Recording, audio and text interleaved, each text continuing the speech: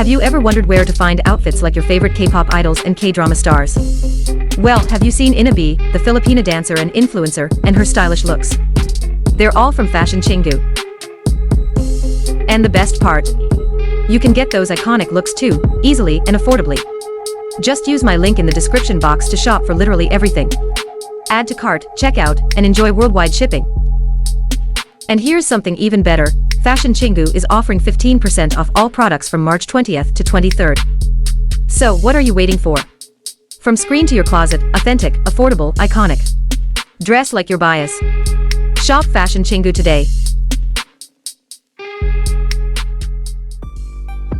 With Filipino idols recently securing first place in major survival shows, a familiar question arises: was their nationality a determining factor in the results? Is their success simply the result of voting power, or do idols like Sophia, JL, and Alizia have the qualities that truly justify their top rankings? And where does Jelly fit into this conversation? EK Cristobal presents Dissecting the Truth Behind Filipino Idols Ranking First in Survival Shows, Understanding Talent, Industry Validation, and Global Appeal. Disclaimer: this analysis is based on my perspective, drawing from available data, industry insights, and my own observations.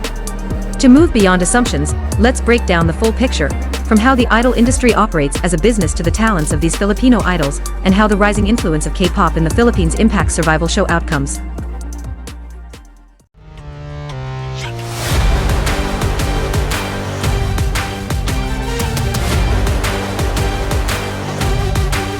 When it comes to survival shows and K-pop groups, the industry has traditionally centered around countries with well-established idol markets, mainly Korea, Japan, and China. Korea's strong domestic fanbase provides credibility. Japan's position as the world's second-largest music market fuels international growth, and China's financially powerful fandoms drive massive revenue. However, the industry has been shifting, with Southeast Asia emerging as a key region in K-pop's global expansion. Countries like Indonesia, Thailand, and the Philippines have become impossible to ignore, thanks to their dominance in streaming, social media engagement, and large-scale voting participation. The Philippines, in particular, stands out, not just for its highly active fan culture but also for its increasing role as a consumer market for K-pop content, merchandise, and concerts. With the conclusion of Universe Ticket and Universe League, it's clear that the Philippines is no longer just a secondary market, it has become a strategic focus. But why is this market so crucial now? Did you know that competitions start long before the public sees them? Producers begin evaluating potential candidates during private auditions, assessing both talent and marketability. Regardless of how contestants are discovered, all trainees, Filipino or otherwise, undergo the same rigorous process, broken down into two phases. Phase 1: Online auditions.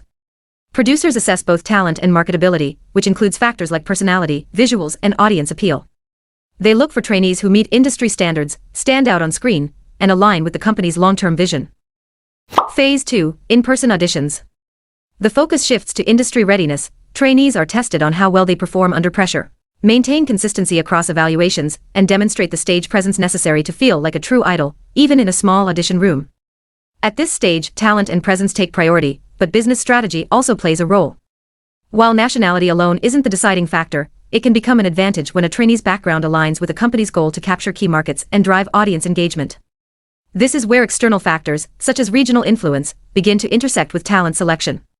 In recent years, the Philippines' growing impact on K-pop has made this connection even more evident, benefiting both labels that actively target the region and contestants who gain increased visibility as a result.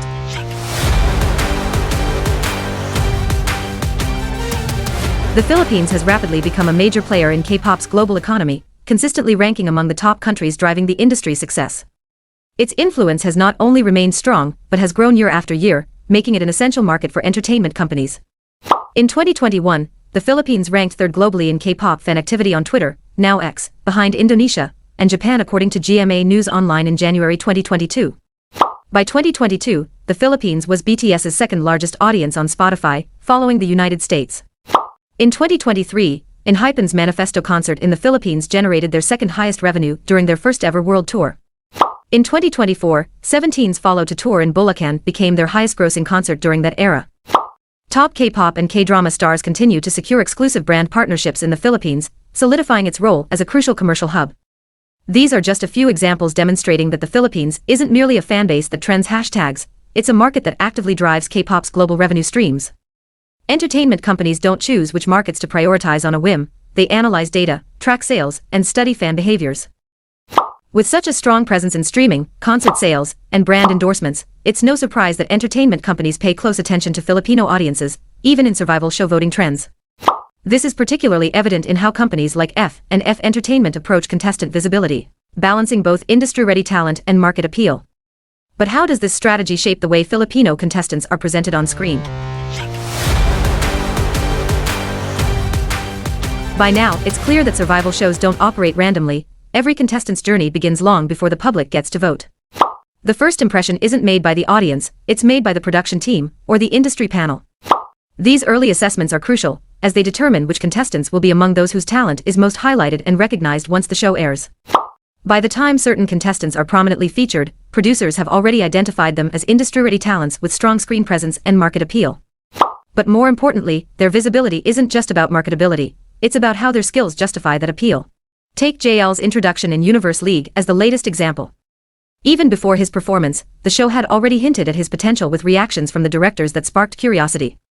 While we can't know exactly what was in his profile, it's highly likely that it reflected not just his technical abilities, but also his potential as a fan favorite, something that became increasingly evident as the show progressed. But here's the real question: when Filipino contestants rise to the top, is it purely a result of voting power, or do their vocal technique, dance execution, and overall stage performance validate their rankings?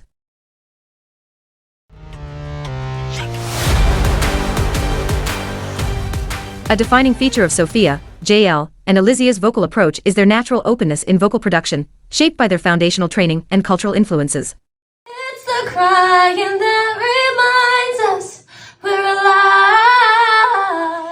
너의 기억에서 내가 살 텐데 beautiful life. A dazzling place I never knew. Sophia and Alizia's theater backgrounds emphasize articulation, projection, and emotional storytelling, skills that foster an open and projected sound while maintaining clarity. Everything that really helps you be popular, I'll help you be popular. Look at this trove, treasures untold. How many wonders can one cavern hold? You hang with the right cohorts, you'll be good at sports. Those slang you've got to know. And ready to know what the people know. JL, while receiving training similar to K-pop idols before joining Universe League, also benefits from a naturally open vocal quality shaped by Filipino cultural tendencies toward expressive, full-bodied singing. You, I want you now more than ever.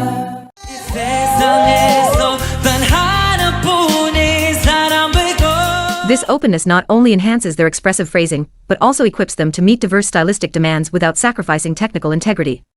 This openness also addresses concerns about nasality, allowing them to adopt industry-driven vocal styles without compromising their core technique. While nasality is often a stylistic choice in East Asian music for its bright tone, their foundational openness ensures that such adjustments do not limit their vocal clarity or flexibility. I've explored nasality in K-pop in a different video discussing Alizia's skills in depth, so you might want to check that out. Beyond vocal production, their vocal intelligence further shapes their distinct identities.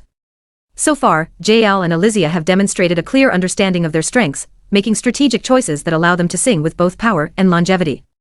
When reaching very high notes, they opt for a headier mix instead of pushing their chest voice beyond safe limits, ensuring stability and sustainability throughout demanding schedules.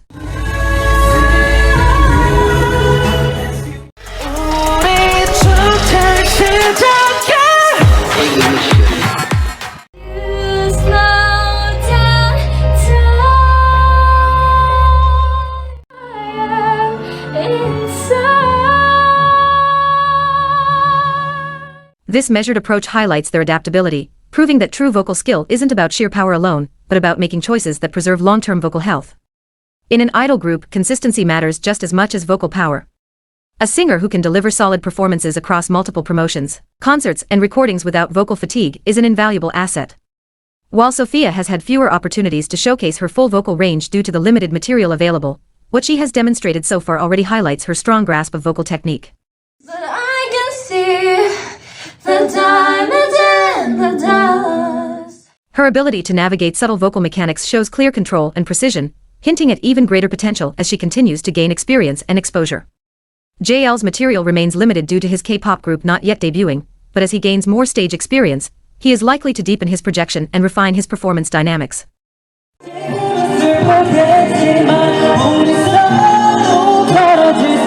Sophia's upcoming comeback presents a pivotal opportunity to showcase her growth and further define her vocal identity.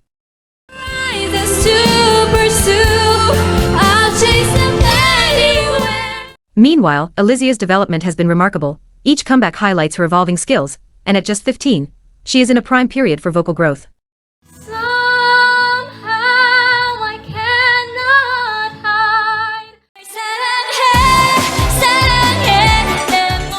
While their public exposure differs, their potential for continuous improvement is undeniable. Despite these differences in exposure and stage experience, one fact remains consistent: they are among the most dependable vocalists in their groups. Alizia stands as the strongest in hers, while JL and Sophia rank within the top 2 in theirs, all while adapting to an entirely new training system without losing their natural vocal strengths. This speaks volumes about both their solid foundations and their ability to meet evolving industry standards. Another dimension of their vocal ability is agility.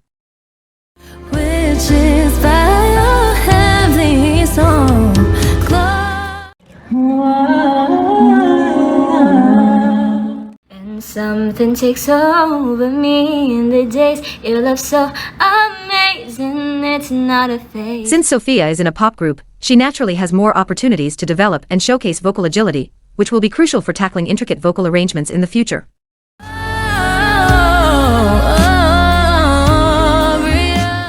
In contrast, K-pop performances tend to place less emphasis on agility, focusing more on stage presence and overall performance balance. Hopefully, JL and Alizia will also be given opportunities in this area because the more exposure they get, the more their room for growth in this aspect will expand. Knocks me right up on my feet. Ultimately, the 3 of them have proven that true vocal skill isn't just about range or power, it's about knowing how to use one's voice effectively without sacrificing long-term health.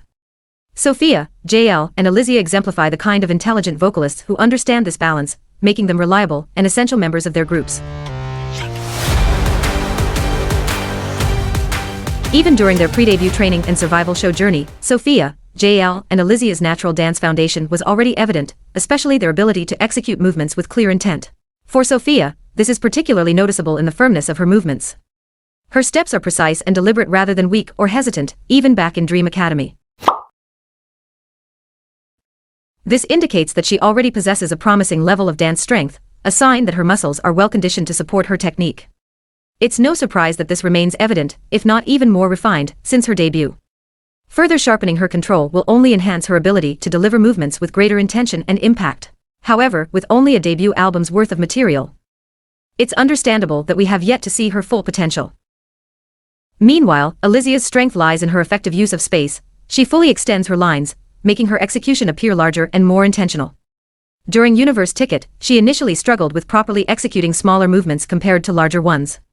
However, with consistent training, she refined her technique, leading to cleaner angles and sharper execution by the time of her debut. While her control over smaller details was an area for improvement, her natural strength was evident early on, the biggest giveaway being her ability to execute large movements with impact, which requires a certain level of strength. Though fast-paced choreography can still challenge her in intricate sequences, her steady improvement suggests she is continuously strengthening this aspect, making her growth evident with each performance. Understanding their development also means recognizing the differences in training systems in Korea and the Philippines. Korea's idol training system is globally recognized for its structured and rigorous approach, focusing on vocals, dance, stage presence, and performance stamina. Refined over decades, this system sets the global standard for idol development and influences both local and international groups. In the Philippines, while freestyle and performance-based dance have long been part of the culture, structured, company-backed training inspired by K-pop has only recently gained traction. As K-pop's influence grew, local entertainment companies began adopting similar methodologies for idol development. A prime example of this evolution is JL. Before Universe League, he underwent years of training under a system similar to K-pop methodologies, and even debuted in a Filipino idol group. While JL's dance abilities have been somewhat overlooked due to the focus on his singing, his exceptional control and precision undeniably make him main dancer material in a HOF. Beyond the group, his technical mastery reflects a high skill level, even by broader industry standards. JL's strength lies in how his entire body, arms, core, legs, and footwork works together to create a clean and intentional performance. While his controlled precision and sharp execution are defining qualities, adapting to looser, groove-based styles can be more about adjusting movement dynamics rather than skill. With his strong technical foundation, he is well equipped to refine his versatility as he continues to grow. You can also watch my video analyzing pre-debut AHA for more details. What makes Sophia, JL, and Alizia stand out is not just their technical execution, but their ability to merge it with individuality. Their natural vocal ability allows them to express musical nuances through their voices, an instinct that carries over to their dance. This gives them the flexibility to adjust timing, phrasing, and energy to match a song's dynamics seamlessly. This ability to move with the music, rather than just on top of it, is what separates a technically skilled dancer from a captivating performer. While clean execution can make a routine impressive, it's expressiveness, nuance, and a deeper connection to the music that bring a performance to life. This also explains why each new performance from them feels like an improvement. With a solid technical foundation already in place, the focus shifts to fine-tuning, and for dancers who naturally understand musicality, that refinement process becomes much smoother. While the Philippines' strong K-pop fanbase may make Filipino contestants strategic picks, their visibility wasn't just about market appeal, it was about how their skills justified that appeal. At this point, producers may set the stage, but once the show reaches the public, the power dynamic can shift. Audience reception, driven by performance quality, stage presence, and online engagement, can determine how far a contestant's momentum can extend. And in today's survival show landscape, social media isn't just a conversation hub, it's an active force that shapes public perception. Nowhere is this more evident than in the digital influence of Filipino fans, whose ability to mobilize online has redefined how survival show contestants gain traction.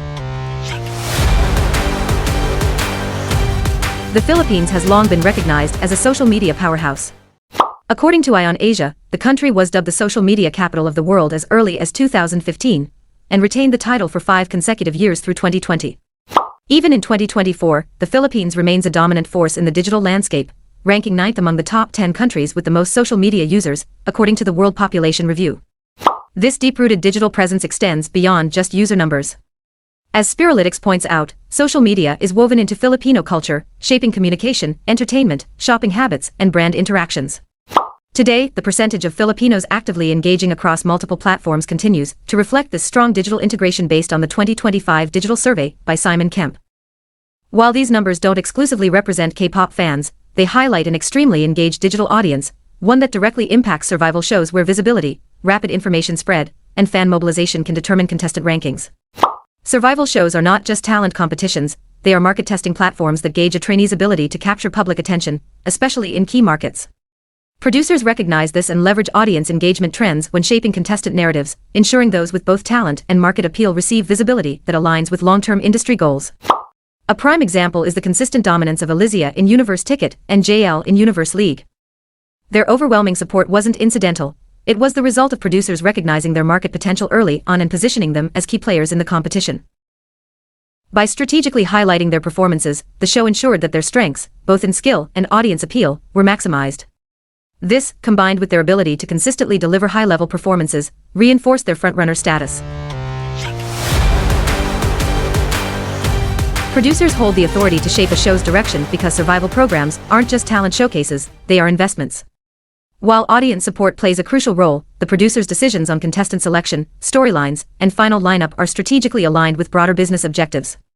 Their job is to balance raw skill with industry viability, ensuring that those who receive visibility are not only talented but also capable of thriving in the competitive idol landscape.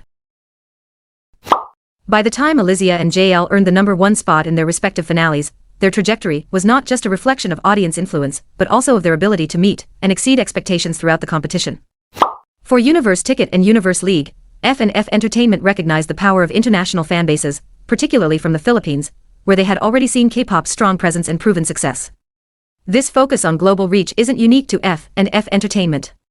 As the K-pop industry continues expanding internationally, labels are strategically adjusting their survival show formats to target regions with strong and growing K-pop consumption, like the Philippines. In fact, MLD Entertainment was the first Korean label to partner with a Philippine network to produce a global idol group. Now on its second season of this endeavor, MLD first introduced Dream Maker in 2023, and is following up with Be the Next, 9 Dreamers in 2025. In MLD's case, this interest can be traced back to the massive success of Mamaland's Boom Boom among Filipino audiences in 2018, which likely made the industry take notice of the country's potential as a promising market for K-pop expansion. While Alizia and JL's journeys reflect the traditional K-pop pathway, Sophia's debut through Hybe X Geffen's The Debut, Dream Academy represents a bold step into a new era, one that expands beyond the conventional K-pop framework. I won't dive too deeply into the K-pop versus global idol debate since that could be an entire video on its own. But one thing is undeniable, Sophia's journey was distinct from the very beginning. Of course, there are similarities in how these idols were discovered, as we've already discussed. Both paths demand rigorous training and discipline, yet the fundamental difference lies in their foundations, target audiences, and the industries they are positioned within. One major distinction of Dream Academy was its content distribution strategy. While traditional survival shows build engagement through frequent updates and behind-the-scenes content, Dream Academy deliberately took a different approach. Limited content was made available on free platforms like YouTube, while the full, unfiltered narrative, showcasing the depth of training and development, was reserved for a high-profile Netflix documentary. This was not just a creative decision, it was a strategic move to elevate Cat's Eye as a global, premium act, one meant to transcend the traditional K-pop market. However, the documentary later revealed just how much public perception had been shaped during the competition, so much so that even Bang PD acknowledged its influence, stating, "I designed this to be similar to the Olympics, and I thought that would stir up a lot of interest, but more people voted based on nationality." The Olympic-style structure of Dream Academy naturally encouraged nationalistic voting. It's an instinctive response when competitors are framed as representatives of their nations. When audience exposure is limited, people often rely on familiar markers, such as nationality or early impressions, especially in a global competition where information is spread across borders. This effect is amplified in international contests where fans have fragmented access to content. Yet, while this format amplified audience-driven biases, it didn't erase the core factor that determined long-term success: industry validation. Beyond public perception, industry experts, who had full insight into the contestants' growth, consistently validated Sophia's talent. While the real-time voting audience had access to only a fraction of her journey, the documentary later revealed what had been unseen: repeated, high-level praise from top mentors who described her as a natural vocal talent, very clean and polished, and a natural-born leader without question. These weren't just casual compliments, they were assessments from some of the most respected trainers in the industry, handpicked by the Dream Academy creative team for their expertise across all disciplines. When industry veterans with decades of experience consistently recognize someone's ability, that endorsement carries weight far beyond momentary public opinion. Her consistently high rankings throughout training further solidified her legitimacy. Unlike cases where popularity alone dictates survival, Sophia's position was reinforced through repeated standout performances, each one reaffirming her skill, presence, and leadership. At the end of the day, being popular is itself an asset, especially for a group designed to succeed on a global scale. But Sophia's success was never just about her nationality. It was about her talent, her leadership, and her undeniable presence, qualities that allowed her to rise beyond borders. The numbers speak for themselves. In the finale, she didn't just top the rankings in the Philippines, she ranked first across more than 60 countries. That's not something that can be reduced to just one nation's influence. It's proof that even in a system where national pride plays a role, real talent still shines through.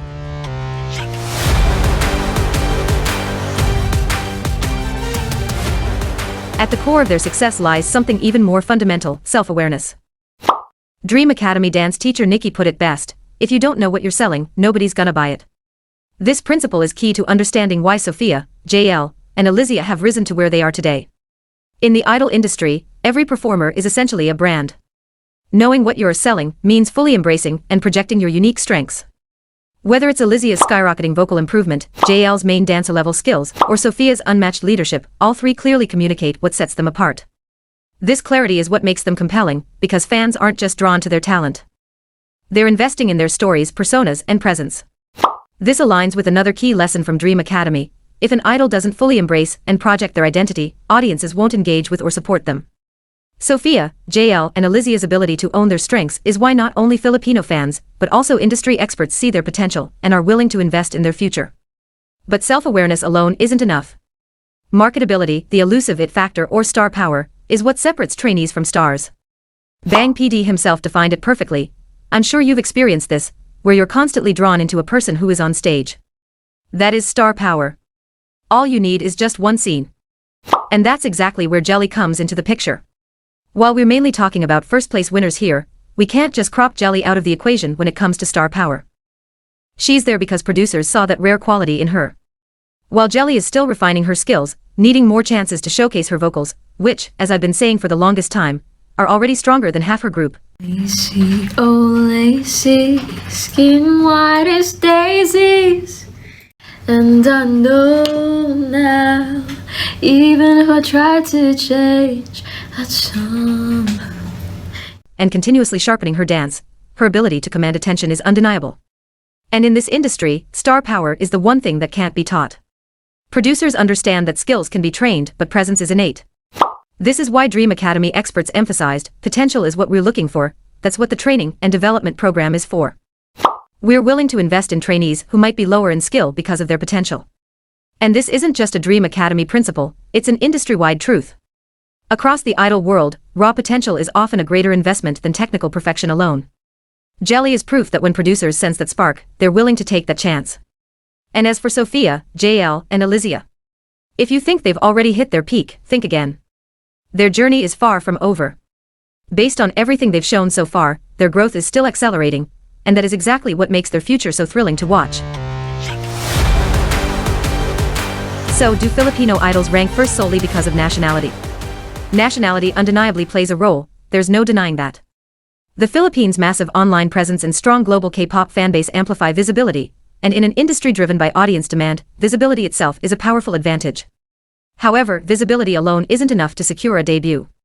Entertainment companies aren't making sentimental decisions, they're making calculated investments. K-pop is, first and foremost, a business. Every debut lineup is a high-stakes move where marketability, long-term potential, and audience connection take precedence. National pride alone isn't enough to justify placing an idol in a group if they don't bring real value. And Sophia, JL, Alizia, and Jelly bring that value. Their self-awareness, ability to showcase their strengths, and undeniable star power, combined with the market demand their nationality generates, make them irreplaceable assets. But here's the truth, visibility may open doors, but it doesn't keep anyone in the room. Even without the survival show format, these idols would have still stood out as strong debut candidates. Their presence, work ethic, and ability to captivate audiences are qualities that labels actively seek. Industry experts have already validated their potential, not just because of their popularity, but because they see something that transcends borders, something that can't be manufactured or faked. At the end of the day, fan votes may amplify their reach, but they can't fabricate the talent, presence, and star power that industry professionals recognize. And that's what makes these Filipino idols not just well-voted, but truly deserving. As K-pop continues to evolve, we're seeing more and more foreign idols, not just Filipinos, taking the spotlight. And this isn't just a passing trend, it's a permanent shift. The industry is no longer confined to one country or culture, it's becoming a global stage where anyone with the right mix of talent, presence, and determination can rise to the top. But behind all the discussions about talent and skills, there's something even more important, mental resilience. While skill and talent are essential, it's the ability to persevere through doubt, criticism, and pressure that truly defines an idol. Whether Filipino or not, every idol who steps onto that stage deserves respect. It takes extraordinary courage to put yourself out there, knowing you'll face endless scrutiny and expectations. Yet, these idols push through, enduring the challenges, the doubts, and the pressure, to chase a dream that isn't promised to anyone. And maybe, one day, that could be you. The idols we admire today prove that talent, resilience, and belief in oneself can turn dreams into reality. Who's to say you can't do the same? Thank you so much for watching. See you in our next video.